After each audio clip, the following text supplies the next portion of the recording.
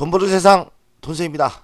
트럼프 관세 전쟁이 아직 끝나지 않았습니다. 어제 미국 주식이 폭락을 했는데 폭락한 이유는 파월 때리기에 있다고 합니다. 파월을 자꾸 때리는데 파월 때리니까 공포가 있고요. 미국은 연준이 독립 아닙니까? 독립되어 있는데 트럼프 대통령이 파월을 때리면서 독립성 훼손으로 분위기가 금융시장이 안 좋아지는 것 같아요. 그래서 미국 주식이 2% 이상 하락을 했는데요. 공부해 보겠습니다. 트럼프 파월 때리기 공포, 미국 주식이 폭락을 했습니다. 연준 독립성 시장을 훼손한다고 폭락을 했는데 공포죠. 트럼프 보좌관들은 금융시장 공황이 우려돼서 해임을 안 할 것이라고 합니다. 하지만 트럼프는 지속적인 파월을 비난하면서 금리 인하를 압박하고 있습니다. 파월은 아무래도 지금 관세 전쟁으로 금리 인하가 부담이 예측이 안 되는 거 아닙니까?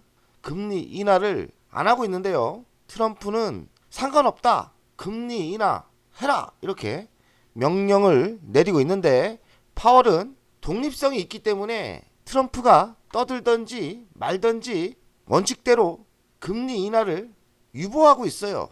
저도 사실 파월이 맞다고 생각합니다. 아무래도 트럼프가 관세 전쟁이 마무리되기 전까지는 인플레이션이 오를 수도 있고 경기가 둔화될 수도 있는 거 아닙니까? 파월과 트럼프의 의견 다툼은 좀 장기적으로 갈 것 같아요. 트럼프의 파월 때리기로 주식이 폭락했다는 것은 조금만 분위기가 좋아지면 다시 폭등할 수 있다고 저는 생각이 들기 때문에 크게 우려는 안 하고 있습니다. 단기적으로 끝날 수 있다. 트럼프는 관세 전쟁을 90일 유예를 했죠. 그래서 나스닥이 12% 하루 폭등을 했는데 또다시 하락을 하고 있습니다. 바닥은 찍은 것 같고 아직까지 관세 전쟁이 끝나지가 않았죠. 트럼프의 관세 유예는 자기 재산을 지키기 위해 했다. 이 말도 나오더라고요. 트럼프의 재산을 봤더니 채권이 90%, 주식이 10%입니다. 의외로 주식 비중이 적죠. 워낙에 관세 전쟁이 여파가 컸기 때문에 채권도 폭락을 했나 봅니다. 채권에 충격이 있고 나서 유예를 했다고 합니다. 가장 중요한 거는 미국과 중국의 관세 전쟁 아닙니까? 트럼프와 시진핑의 자존심 싸움이라고 생각하거든요. 중국은 미국과 협상하는 국가에게는 보복을 엄포했다고 합니다. 저는 개인적으로 이런 중국이 너무나 싫어요. 우리는 중국에 끌려가다 보면 속국이 될 겁니다. 중국은 착한 나라가 아니에요. 약해지면 자기들이 강해지면 우리나라를 발 아래로 둘 나라입니다. 그래서 중국을 항상 경계해야 되고 할 수 없습니다. 우리나라는 약소국이기 때문에 미국과 손잡고 가야 됩니다. 트럼프는 관세 전쟁을 결국에는 중국과 미국만 남겨놓고 할 거예요. 저는 중국과 미국의 관세 전쟁은 매우 긴 전쟁이 될 거다. 그리 보고 있거든요. 결국에는 중국이 패배한다고 생각합니다. 대한민국 언론 다 작용화됐지 않습니까? 민노총이 장악하고 그러니 너무 신문이나 언론을 저는 믿지 않습니다. 저는 결국엔 중국이 결국에 패배한다고 생각합니다. 그 이유는 이미 탈중국을 많이 하고 있어요. 이번 관세 전쟁이 애플도 빠져나올 거고 한국은 이미 인도, 베트남으로 다 나왔고요. 중국은 고립될 거라고 생각합니다. 결국에는 트럼프는 중국 빼고 협상을 할 거예요. 처음엔 겁을 줬다가 최고 관세를 이야기했다가 특히나 동맹국들은 관세를 낮춰줄 거라고 생각합니다. 그런 작전이에요. 중국은 고립시킨다.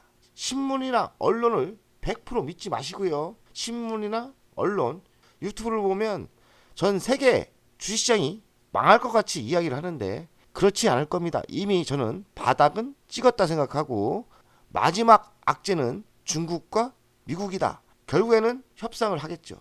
그리고 결국에는 중국의 고립은 더 지속화될 거라고 생각합니다. 중국에서 탈출한 기업들은 다시는 중국에 안 갑니다.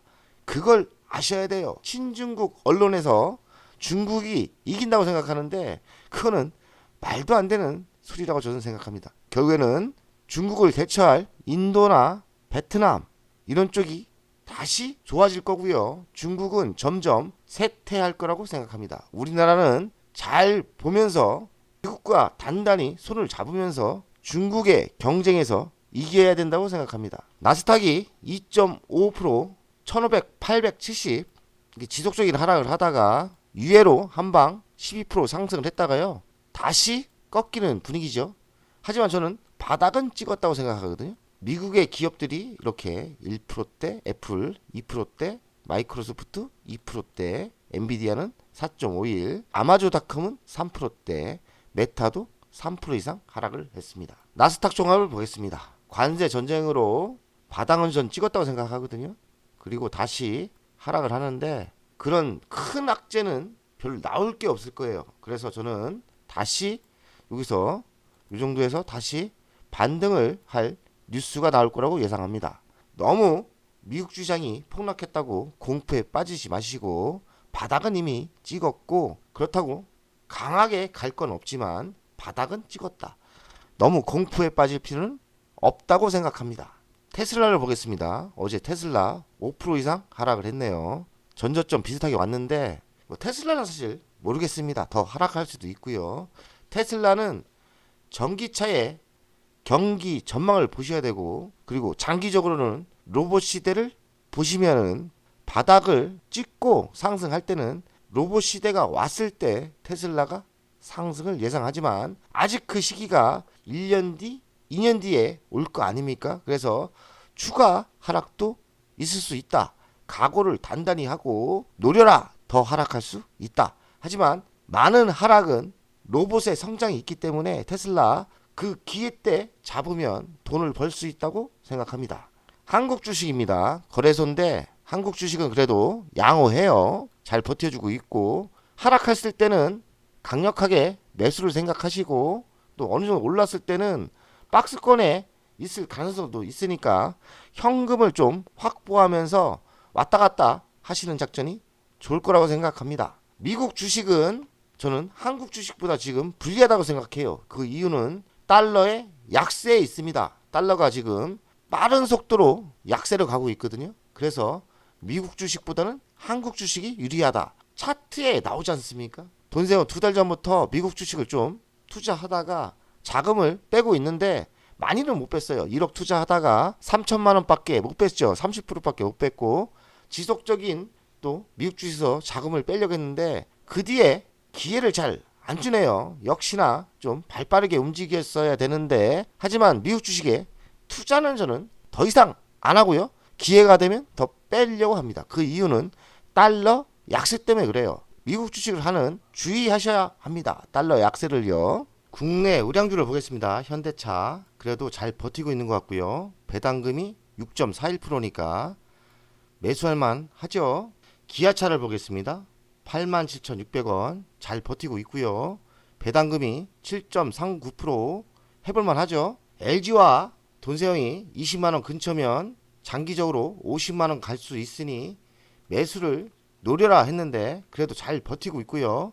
최저는 20만 2,500원 혹시 최저 근처 오면 소량씩 매수하는 작전도 괜찮을 것 같습니다. 삼성전자 잘 버티고 있습니다. 55,200원 배당은 2.61% 장기적으로 반도체가 턴한다면 10만원까지 상승을 예상하고 있어요. L전자 바닥을 찍은 것 같죠? 64,100원까지 하락했다가 7만원을 돌파했고요. 잘 버티고 있고요. 1분기 실적이 나름 좋았습니다. L전자 우선주 배당이 3%인데 장기적으로는 배당이 6% 이상 상승을 예상합니다. 그 이유는 실적이 의외로 괜찮거든요. 그래서 지금 매수하면 장기적으로 배당이 6%대 상승을 예상합니다. 돈세의 핵심 전략주 한 놈만 팬다 하나시스템을 보겠습니다. 미국 주식이나 한국 주식에 비해 월등히 우상향으로 상승하고 있고요. 지금도 바닥을 찍고 상승을 하고 있습니다. 오늘 또 하락할 수도 있지만 단기적으로 그럴 것 같고 장기적으로는 우상향이 예상되고 있습니다. 두산 에너빌리티 바닥을 찍고 강하게 상승을 했는데요. 하나시스템보다 못하지만 그래도 미국 주식이나 한국 주식에 비해 두산 에너빌리티 선전하고 있다고 생각합니다. 두 놈만 팬다 핵심 종목이죠. 만약에 조정이 있을 때 매수하시면 좋은 효과가 있을 거라고 생각합니다. 두산은 작년에 돈세형의 핵심주였죠. 저는 많이 올랐으니 고가 분할 매도 이야기를 했는데 38만 6천원에서 조정이 좀 있었습니다. 저는 이제 더 이상 두산을 매수할 생각은 없습니다. 혹시 더 하락을 하면 기회가 올 건데 어중간한 것 같아요. 두산은 작년에 핵심 전략주였다. 돈세형의 한 놈만 팬다, 두 놈만 팬다 전략은 성공했지만 미국 주식도 그렇고 중국도 그렇고요. 환율 문제도 있고 위기 관리가 매우 중요한 시기입니다. 방심하면 안 돼요. 적당히 수익이 났을 때는 현금도 종목이니까 현금을 다시 확보하는 작전으로 가셔야 돼요. 저도 이번 주부터는 다시 현금을 더 확보하려고 합니다. 현금도 종목입니다. 유형관리 하면서 현금을 확보하면서 아주 얕게 주식 투자를 했으면 좋겠습니다. 돈세형 가족 여러분들, 오늘도 미국발 하락을 예상하지만 한국 주식은 의외로 강할 수도 있습니다. 그러니 너무 긴장하거나 공포에 빠지지 마시고 한국 주식은 미국 주식보다 더 훨 좋다. 이 긍정적인 사고로 버티면 좋겠습니다. 오늘도 화이팅! 돈세형입니다. 25년 1월부터 멤버십 운영을 하려고 했는데 결국엔 결심을 했습니다. 멤버십 운영을 하는 이유는 돈세형 채널의 성장을 위해서 멤버십 운영을 결정했고요. 가장 중요한 거는 월정료 금액 아닙니까? 금액은 3만원으로 결정을 했다가 많은 회원들이 있어야 저에게 또 힘이 되는 거니까 금액을 대폭 할인해서 24,000원으로 했고요. 혜택은 회원 전용 동영상을 만들 생각이고요. 종목 상담 분석 우선권을 드릴 생각이고 핵심 전략주가 있지 않습니까?